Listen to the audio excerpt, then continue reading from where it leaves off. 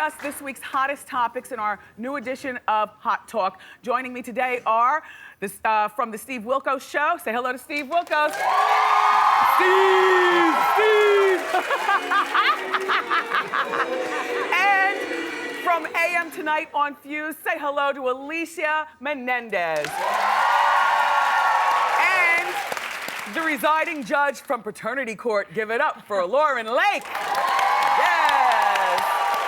Okay, let's get started. There's a plastic surgeon that is, well, his comments have gone viral. The news broke that he gave both of his teenage daughters boob jobs. And some people say it's wrong, while he says father knows best. Steve, what are your thoughts? I think it's really creepy. A guy's cutting into his own kids, first of all, right? You just don't do that, whether you're a doctor or not. And second of all, if they're 18, why do they need boob jobs? Look, the ick factor for me is not even that he cut on his children. If you're proficient, experienced, and the best in the world at something, who better than to operate on your child than you if you feel like you can do it? My ick factor is your daddy's supposed to be the only man in the world that believes you're beautiful and perfect. And if you tell him my boobs are too small, your daddy's supposed to say, look, you're beautiful to me, you're a young girl, you're 18. When you're a grown woman of a certain age to make this decision, then if that's something you decide to do, come to me. Not now, not as teenagers. I appreciate it. Alicia, now the issue is, although my big issue is that they're 18, not that the father did the surgery. I mean, if my father were a plastic surgeon, if my father were a plastic surgeon, I'd let him do everything except for anything down the vaginal rejuvenation. I don't want him to. I don't want him to see my naughty bits when I deliver, unless it's going to be a C-section. But at 18, you shouldn't get boob jobs. That should be 25. But the issue here, though, is that people were like, "Ew."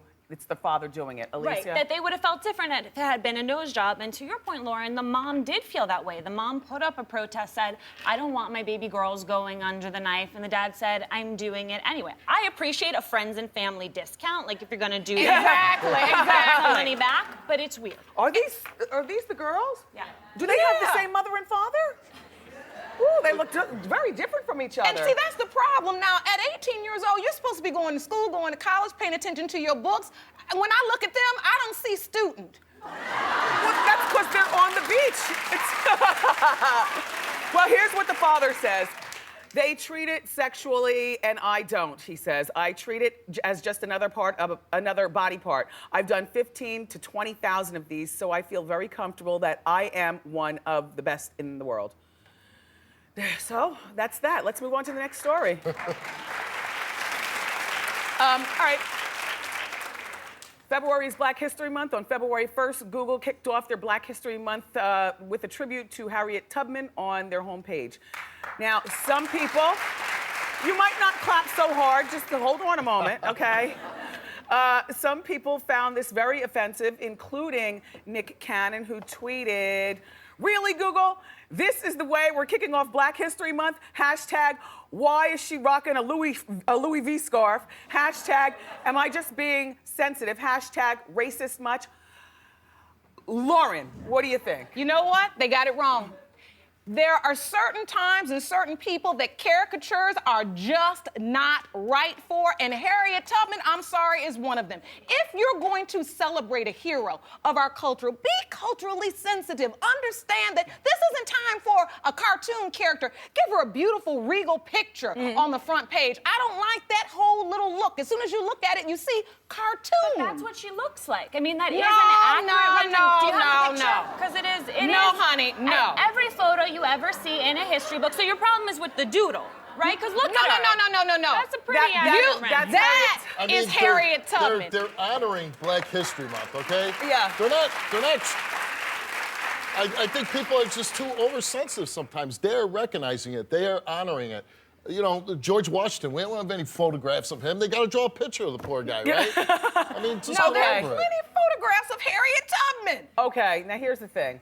Nick, at first I thought you were being sensitive, but before I, state my opinion, I wanted to do some research, and I found that, you know what, Google, you've done this mess before.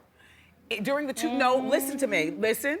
During the 2012 London Olympics, they posted this picture on the opening page of their website. Do you see anything in that picture? How about a black man running on a watermelon? Okay. Okay.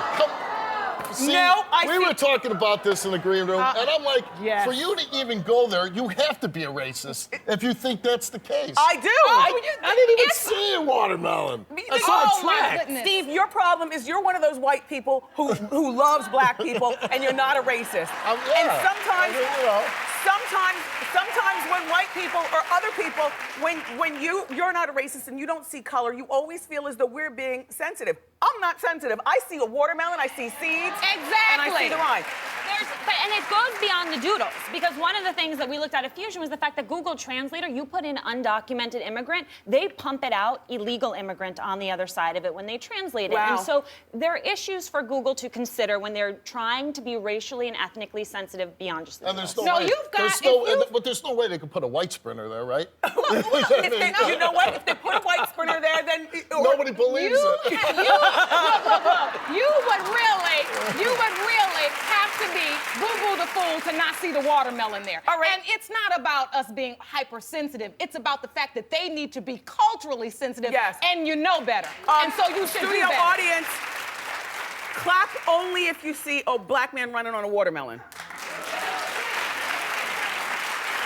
It's not everybody. It's only maybe 75% of the people. Let's And move along. after we showed them. Yeah, that was after. Yeah. All right. The Olympics, everybody, have been surrounded by a lot of controversy, including Russia's anti-gay laws. You know, the Olympics kick off today, right? They kick off today. The opening ceremonies are tonight, and there are a lot of talks of Americans protesting by not watching the Olympics.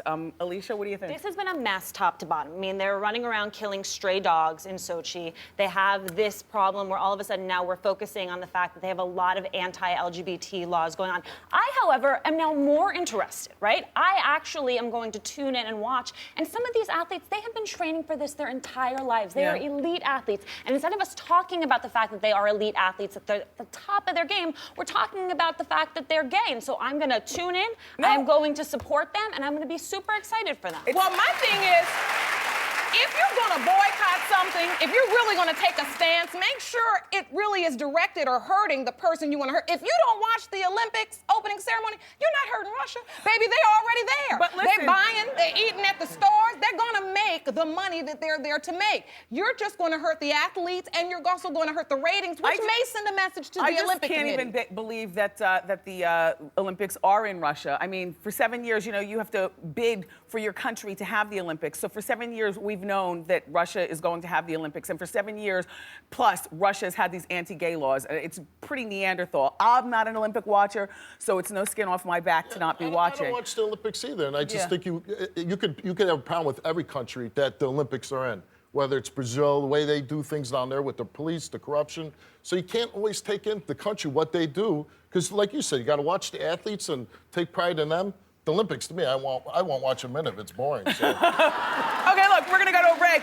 Up next, is it ever okay to date an ex's friend? Now, we're talking about the incident of Jamie Foxx and Katie Cruz. So we'll talk about it next.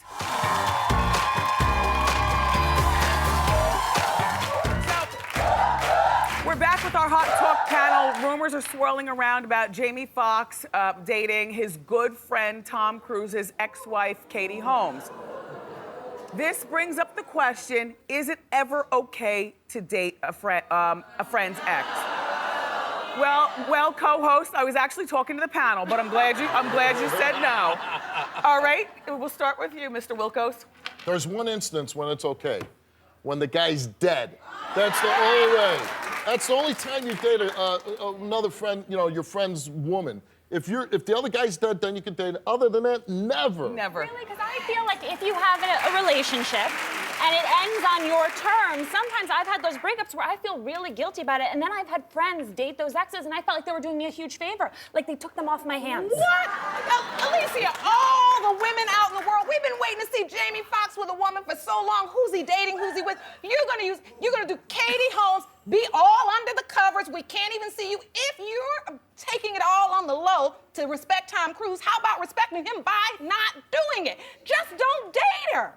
I don't understand why it's so important for her. I don't see the chemistry. I'm thinking to myself, are they gonna like solve world hunger problems. I mean, I need a reason for them to be Jamie together. Foxx. Well, you're a big star. You can have anybody anyone. you want. Come on. I don't think it's okay for Jamie Foxx, and I don't think it's okay for us who live on Main Street. I just think that it's wrong on so many levels. So we're all in agreement with this? No. she's Wait, not. all of the X's you can take off my hands for me. So Really? yeah, I feel like if you the problem with this, right, is that as we all understand it, she was the one who ended it and Tom was blindsided. Well, what if your So friends in are this bringing your case, exes it's over to your different. house? But and if it's okay, then why don't you go to him and say, hey, we're dating now. You're my friend, so Sure, I want to agree. tell you. I and agree. That supposedly, allegedly, they're keeping it on the down low because they want to keep it from Tom. Well, Tom knows now because it's been splashed every place. You ain't helping. But I'm on Team Tom with this. This is so, and I'm not even blaming Katie because sometimes when you break up with a man, you just want to stab him in the back by getting it on with his friend anyway. Right. But who I blame is Jamie because you've broken the bro code. That's not good. Not good. All right, thank you, panelists, for being here. Another spicy hot talk panel. For more information about my panelists, go to wendyshow.com.